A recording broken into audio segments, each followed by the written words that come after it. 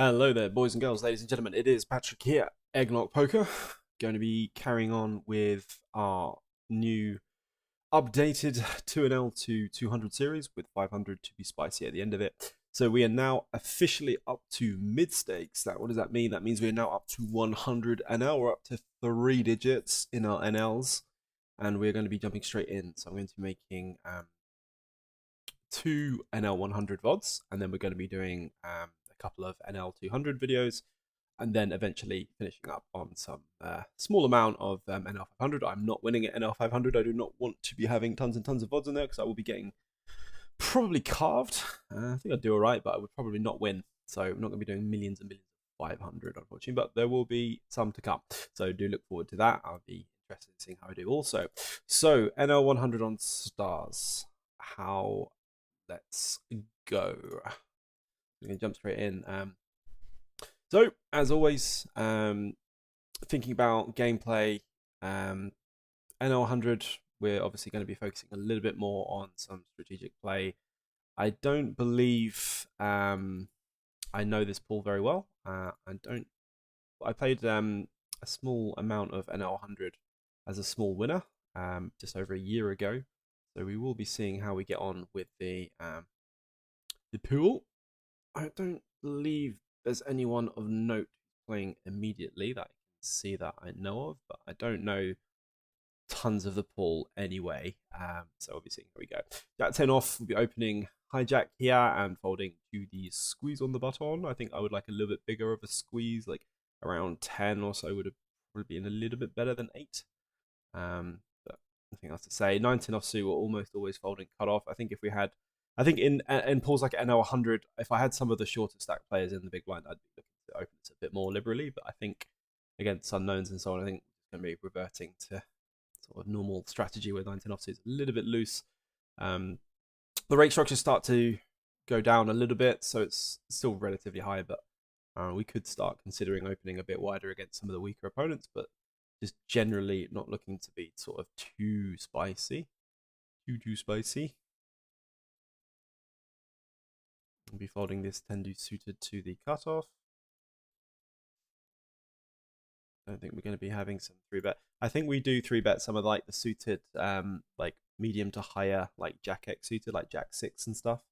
We can 3-bet a bit more liberally some of the time.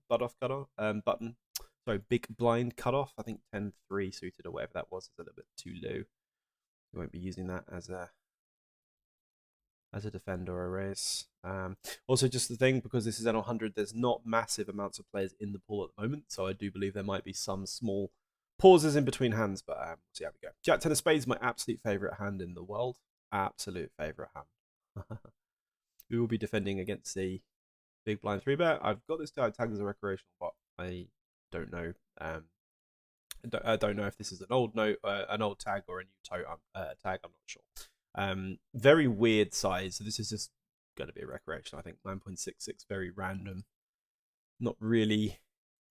I mean, there's nothing wrong with like a 10x kind of rough size, but 9.66 is kind of very specifically weird.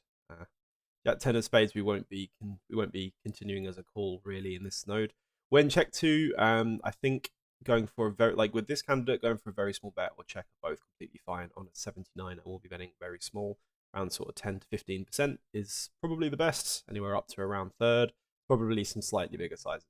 Mainly small is good, because what we're doing is we're trying to just deny equity and do kind of like 1 or 2 streets to attack, like ace high, king highs. Villain should, in theory, have things like king 7 of hearts, which should kind of like have a kind of check folding range on the flop and turn. Now we're a little bit more polarized, so we want to be going mainly bigger and check. I think to attack some hands like some ace king, ace jack type hands against 10%, I can still generate a lot of fold equity versus them. I think I am primarily going around the sort of 2/3, 3/4 area, especially when it's 2 flush draws now also for a bigger bet. Checking would also be fine, but I think just because I've got jack high, I feel like I can just attack these like ace high, king high type hands immediately. We don't have like a lot of showdown and so on, so just be looking to sort of bluff. And now versus check call. Front door flush comes in. Our backdoor flush draws are allowed to bluff, so I've got jack high. I block jacks and tens, which are two of villains. Some of villains continues. I mainly want flushes in this line, and then I'll have some lower, some of the weaker spade combos like this. So I will be jamming. So good luck. We're mainly targeting now a hand like nines, tens, queen 10 of diamonds, those type of hands now. So we do block queen jack of spades. We block queen jack of spades. So there are two of villains potential check calls in this line. We're really targeting those hands. Trapped aces and kings with a club could be calls here. Villain can sometimes have an ace queen with a club. That might be quite a good hand to call. Tens with a club, nines with a club, jacks with a club can call.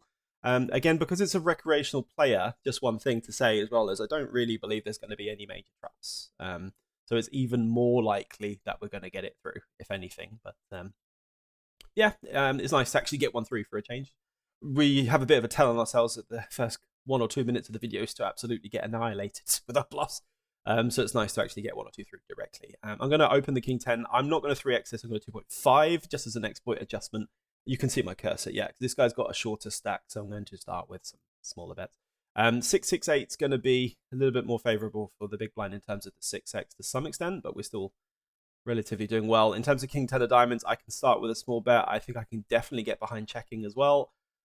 Both are kind of fine. Like, again, in terms of facing recreationals, I quite like more of a passive line because they might just not fold what I'm trying to get them to fold, like even like weak ace X and stuff. And they're very sticky and volatile. And they may just check down a hand worse also. So, yeah, it's fine. On the turn, we can have a kind of range of sizes. I believe we can still continue blocking. I think a big bet is fine. A check is fine. A check raise is fine. Mainly check call. But like everything's fine. Against a recreational player, I think I actually kind of like just directly check raising for a bit of value because there's definitely some straight draw, flush draw combos that develop. We're beating a lot of 10x. Again, like we could be losing here against a stronger regular player. Like we definitely want to have some more check calls here to protect this kind of check calling range, so we don't just look like we've only got turn flush draws or some kind of really strong ace high type hand or like something like marginal or capped. But you know, against the fish, we've got a good hand. Like check raising is probably really good. Betting big is probably best versus a fish. It's only exploit where we're going against recreationals anyway, so it's like whatever. Excuse me. Ace queen off here. So we've got options between calling and jamming. 100 effective versus like versus a 3-bet from the big blind. Ace queen suited mainly calls with some 4-bet, I believe, whereas ace queen off is flat and jam. Villain does decide to check back. Villain does decide to call. Sorry, I'm talking out my ass. 10-5 deuce, rainbow, very small bet and check are both completely fine. I've got a roll of 34. I think I'm just going to start with a check. We will be calling versus any turn probe from villain. Villain should mainly be looking to target over bets on this line. I would think there is some small betting, but like over bet and check are good. Some very small betting also, but mainly sort of quite large sizings. We have a very easy just call. So 4-6 comes in on the river. There will be some weak flush draws. There will be some just random bluffs. Villain can have like queen jack off with like the jack of diamonds. Villain can have like pocket fours. Villain can have 10x. Villain can have some hands like just complete bluffs, some weaker marginal flush draws. Some of these hands like I don't have a lot of showdown value here, and I'm facing a small size. Okay, so what I'm going to do is I'm just going to say one thing. I'm going to also just I have to fold quickly. Is I don't want to. I feel like the population as a whole doesn't have enough of the very small bluffs, if that makes sense. So like what I would say here is against like the solver, for example, that hand there can sometimes call versus a small size, and then fold also. Because there's going to be hands where the villain, the computer's going to want to like bet small and have bluffs, and also have a lot of small sizes that just attack like ace highs and things like that for value. In these pools, I still believe that it's going to be under like the small bet is going to be underutilized as a bluff and more used for thin value, which is beating ace high. So I'm a little bit more tempted to just fold, honestly, facing it, unless I kind of knew that the person could potentially have some of those bets in that line, just as a thing. There you go. Ace nine off here. I rolled aggressively, so is why I bet small. I do have a backdoor flush draw and so on, but I kind of prefer having the ace of diamonds rather than the nine of diamonds. Our hand will now fold versus a check raise, and we would continue with the ace of diamonds. Checking back would also be fine because we can't continue really against the check raise to some extent. So like there you go.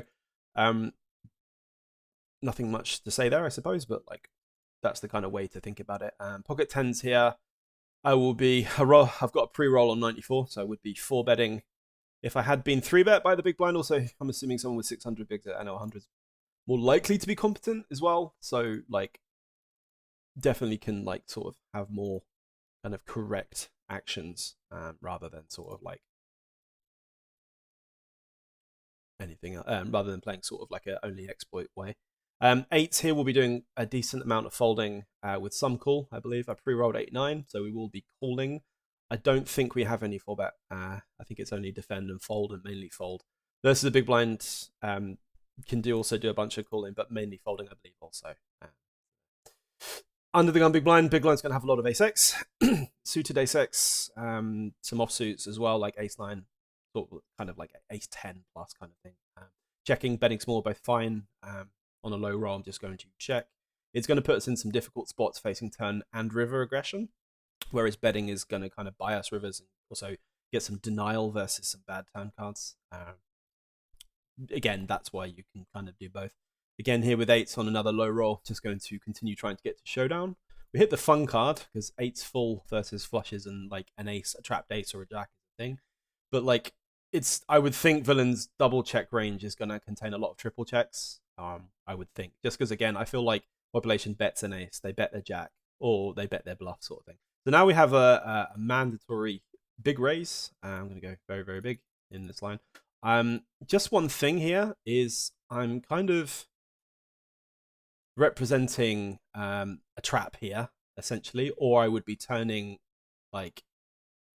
No, it's such a funny line because in this river, excuse me, for me to want to raise here, I'm essentially saying I've got like a really, really strong flush plus, maybe some really, really strong ace-x trapped, but like it's very difficult to check back, and then go for a massive raise. It's going to be very difficult to get called there, unfortunately, the way it's played.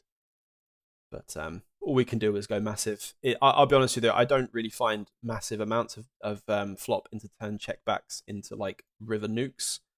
It's very difficult to find them in that way. But you just got to hope that the guy's got like ace jack of not ace jack, sorry, like ace 10 or something, or calls with a club, or he's got like a flush. But I'll be honest with you, like no one, like again, the population's probably just more likely to bet the turn when you check back the flop with their like weak marginal flush draws and stuff. So it's likely he's just got a jack or some kind of like weak ace that he goes for river value and then always folds. So it is what it is. There's nothing much else to really say about it. I think extremely large is good though. We just want to like get maximum value. I suppose there's some argument for either it's going to sound really weird, but potentially shoving to then try and like completely stack like the lower turn boats and then also like the nut flushes and things like this, or potential like Jack X like protected calls. But you know, there you go. In this rake environment, I will have some calls versus a very small open with queen ten offsuit, even though this would usually kind of like be very close towards folding as well. There will definitely be some small leads here and some checking. The board is definitely favourite for us. Villain technically should overbet or check this board, really, because you know, I mean, he can have ace 5, he can ace 4, I suppose, but like it's a case of like 3 deuce suited. Like sorry, his range is kind of like very close here. I might actually be wrong. It may be more like ace deuce 5 that may be overbetting. It's definitely ace wheel in some capacity as overbet and check. I know one of them is.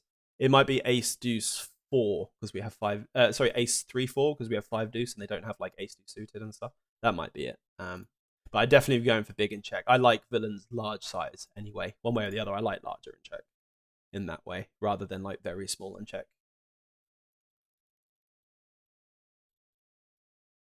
Pocket sevens, 2/3 of the jackpot.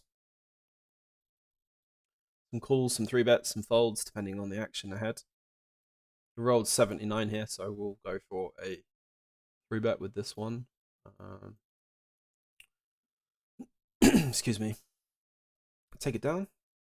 Okie dokie. Ace on offsuit, just a little bit too loose to be opening under the gun. We'd want that in the hijack, for example, as our lowest sort of ace-x open. Very, very low 3-bet frequency with 4s here on the cutoff. There is some argument for having a low frequency calling range as well, which I can have. I don't know if I'd prefer to only 3-bet or fold still, but having a calling range when you start dipping towards like mid stakes, high stakes is completely fine, but it's less of a thing versus like the micro stakes where the rake is so high. We can call our 7-4 suited in position here, blind on blind, because obviously we're gonna flop a flush with the best suit of the day. So on the monotone board, we're gonna have a bunch of flushes in this line. We're gonna have like jack deuce suited. We're gonna have like 3-6 suit. We're gonna have loads of flushes here. We can bet small. We can bet polar. Can also technically check back, but we kind of start favoring betting. I've rolled a 26, so I'm kind of looking towards check, actually, so find a check. I do prefer betting, though. I do wonder if it's actually a mistake to have a check back, just because with the weaker ones, because we want to start protecting the spade and getting a lot of value on the flop, but it's okay.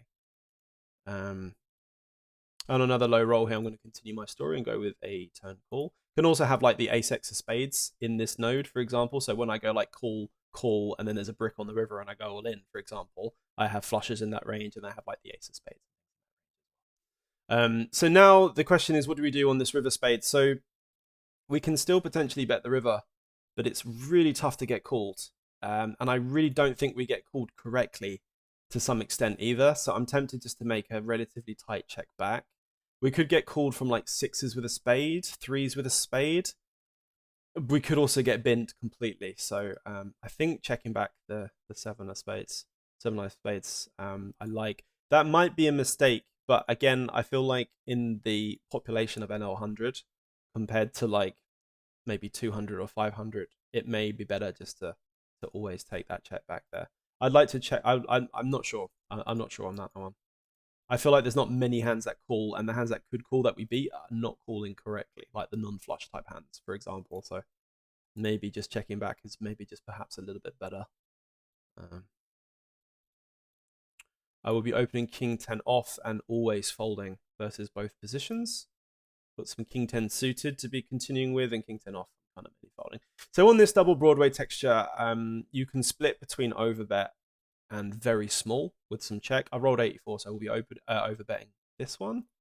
The reason we overbet is because basically it's a texture of saying, look, villain can have 3s, can have King 3, have Queen 3, can have King Queen, but you can't have Kings, Ace King, Queens, or an overpair where we can. So we leverage that. So for example, you might look at King 10 and be like, oh, that's not a very strong hand. Why are you overbetting? That doesn't make sense. It is actually quite a strong hand versus the big blind. It's actually quite a strong hand. So when villain's calling an overbet, he will have King X, he'll have Queen X, should have a bunch of straight and flush draws. I've rolled 24 here, so we'll be checking back the turn. We want to protect this flop overbet with some turn checks. Unfortunately, we're probably going to have to call if villain bets the river because we block Jack 10. We also have a king, so we just beat anything that's not bluffing. Problem is, I feel like the population's not bluffing enough because we could also just have something like Ace Jack Ace 10s. But this just has to be a call, really. It's a little bit annoying to have the 10 of diamonds, but villain can still have like 6, 7 of diamonds. There's nothing really to say.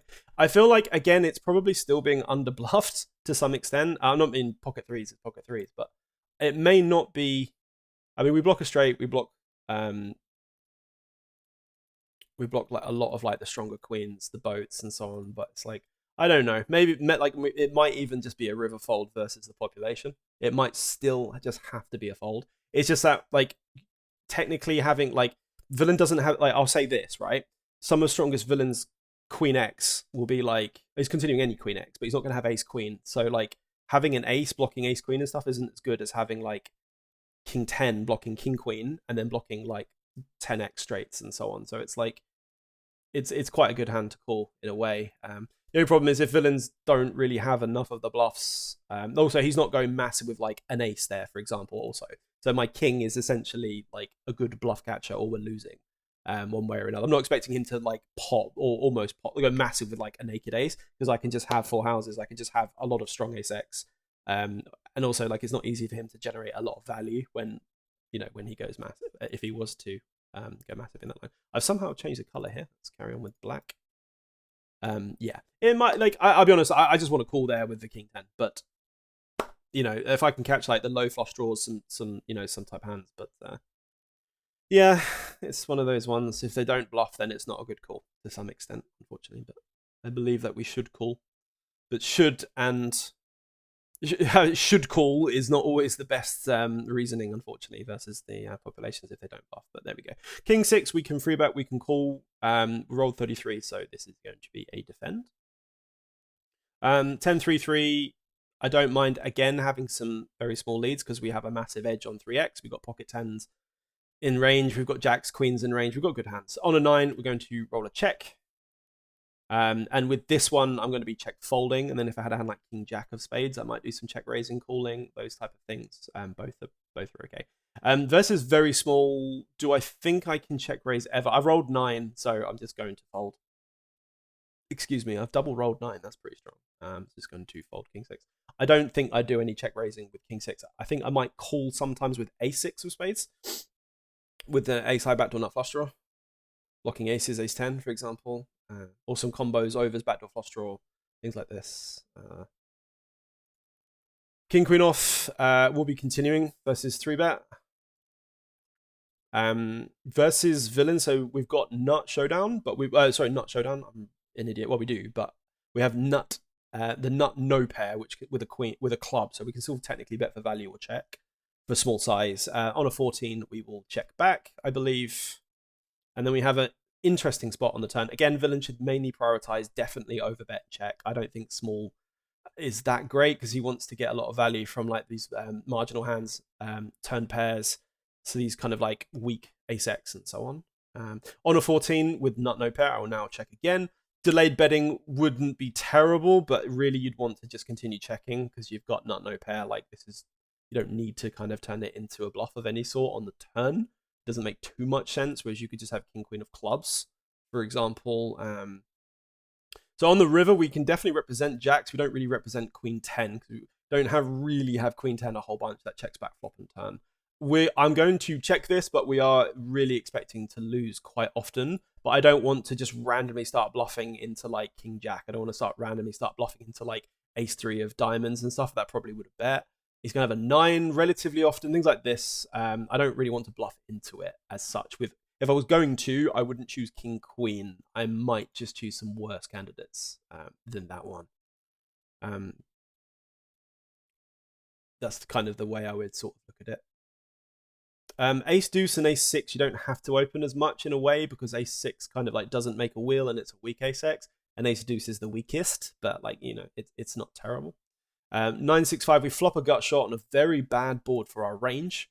We want to do some betting, a lot of checking. On a 29. I will check back, so I want to have some equity hands. I want to have some hands with like I can an 8, for example, can come on the turn, or a 6, and I can have some hands that can continue in that line. So versing large size, I don't mind continuing as a call. I don't mind folding sometimes also. We have ace high in a gut shot, but a lot of river bets will be coming, and it's very difficult to continue. Versus a large size and a roll of 8, I will fold, but I will be continuing here some of the time. It will be difficult to win the hand outright, unfortunately. But there we go. I do believe you could probably also have some delayed raise at some frequency, but king queen going to be doing a lot of 3-betting in this spot. 11.5 sounds good, so let's do that. The king and the queen of multiple suits. I've also got this guy tagged as a very tight player, like a nitty player. Again, I haven't played stars properly for a long time.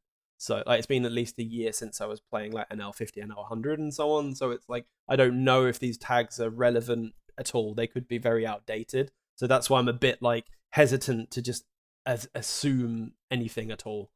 So there's not going to be any real reads. There's not going to be any kind of proper information at all. So just going with sort of general theory, unless there's anything else to say or to think about.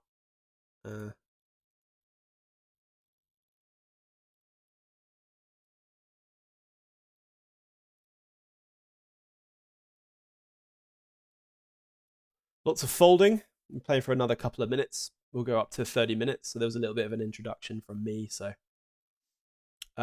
Queen 4 suited will be defending. It's very borderline versus, I was going to say versus like the hijack is very borderline depending on the opening size. So for example, if villain opens like a min open under the gun, like kind of Queen 5, Queen 6, this is very, very borderline. We'll call it for the video, but this is very, very borderline.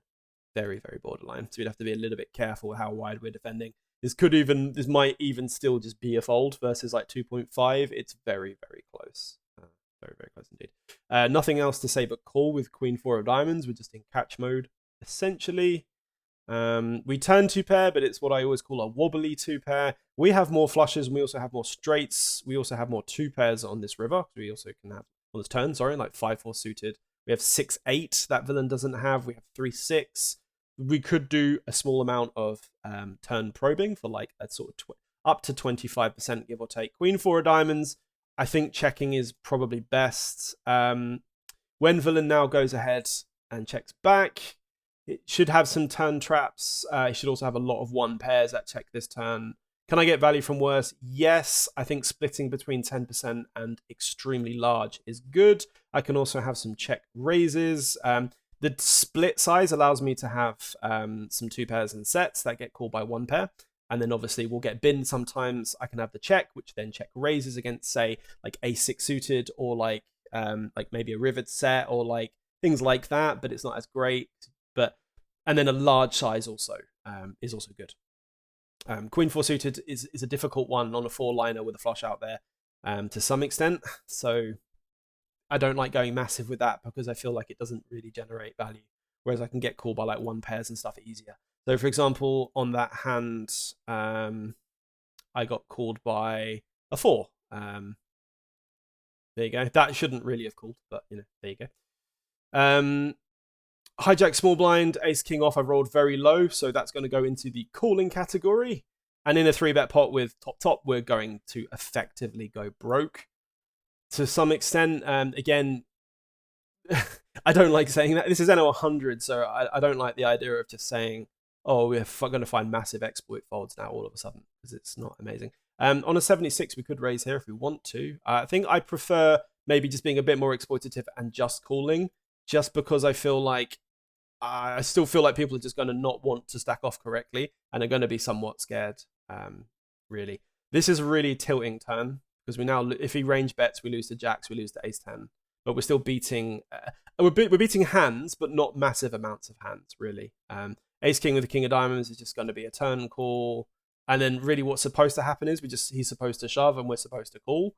But I'll be honest, I might exploitatively fold because I don't think they're bluffing correctly. So, for example, if villain had like ace 4 of diamonds, he's allowed to jam, for example, turning a flush draw, blocking ace 10, blocking ace king, and so on. And then I would have some straights and some sets and some strong top 2 pairs and so on. This is such a frustrating size. I'm going to do something exploitative here, and it's either going to be fold or turn my hand into a bluff. Because I'll tell you what this looks like. This looks like king jack. And I might jam him off it. Yeah, I'm going to do it. This is a bluff. This is a bluff, by the way. This is a bluff. I promise you this is a bluff. This looks like aces. It looks like king jack. It looks like queen jack. And I'm going to try and make him fold. I promise you this is an exploit bluff. This is an exploit bluff. I genuinely think he's got aces or like queen jack. Maybe king jack is not going to fold. But like it looks like really strong. Or maybe even the same hand as mine. So aces, ace king I'm targeting. Like, maybe Queen Jack I'm targeting. I don't know. I've been called by King 10. I've wrecked this guy by accident. I value bluffed. I have no idea what's going on. So, for example, let me just say something, all right? Before, like, anyone says anything. Because what's going to happen here is, like, anyone who plays NO 100 on this pool will look at this video and go, bro, you're going to be beat. He's thin value betting worse. He's never folding, so just fold. All those GTO cyborgs are going to be like, you're getting a really good price, you're blocking the nuts, you beat bluffs. Cool. And then there's going to be others who are going to, like me, complete papagas, who are going to 12-head overthink everything and be like, I just don't think you've got an ultra good hand and I don't think I win. So let's try this instead. And we've somehow got rewarded. So there you go. Interesting spot. So we get open jacks, we get 3-bet by someone. I have 100 hands, 26, 21. Oh, 26, 21, 8. He actually looks relatively competent, this guy. He folds a lot to 3-bets. And a cold call. I'm actually not sure what to do in this node with jacks. Jacks is a weird one. I feel like shoving's not terrible, but I don't know if it's strong enough to just open jam. I feel like if I had queens, I like jamming. If I had ace king, I like jamming. Jacks is very odd. I'm not sure what to do here. To be honest, I rolled a 13. So if there was ever a just call, then I've rolled it. I'm not folding, obviously. I'm going to just call and just figure it out. I'm not sure, to tell you the truth. I'm not sure. Also, the fact that this guy's a recreational makes me want to keep him in. But then Jax is so vulnerable. I'm not sure, to tell you the truth. I'm actually not sure. Because now I put myself in just a horrible spot. Facing pot, I'm just going to fold because I've still got this guy behind. I feel like jamming 100 bigs and 4-betting are option. I think jamming would have been a mistake. I'm not sure, to say the truth. We're going to finish on that one. I would like to sim that. Obviously you've got a recreational cold call, but I would actually be very interested in simming that. I'm going to sim that, and I will put the notes in the comments section, because I think Jax is too. So, for example, if we were under the gun, very quickly, let me rant. If I was under the gun versus hijack 3-bet versus a competent player, Jax is mainly calling. I think it's a very, very small smidge of fold, and there's some occasional 4-betting. But when there's a 3-bet and a cold call, Jax is very vulnerable, but most likely ahead, especially when you get a recreational caller. He's never going to have queens. Well, he can, but it shouldn't really have queens. And your jacks are doing very well against the hijack 3-bet range. So I'm not sure if you prefer jamming, calling, or just 4-betting. I'm not sure, to tell you the truth. We'll see. I'll sim it and put it in the note section. Anyway, that's number 1 of NL100. I will do a second video, potentially a third, release them day after day, and then we'll move into NL200 as well. As always, please like, please comment, please subscribe. Please backseat me, by the way. These are not like the best in the world, because I'm not. I will make mistakes a lot also, but I'll be talking through my thought processes. But this is a channel for content, and I'm improving by putting content out there and seeing how shit or good I am also. So I enjoy it. So please do leave your comments for better or for worse down there. So anyway, see you later. Goodbye.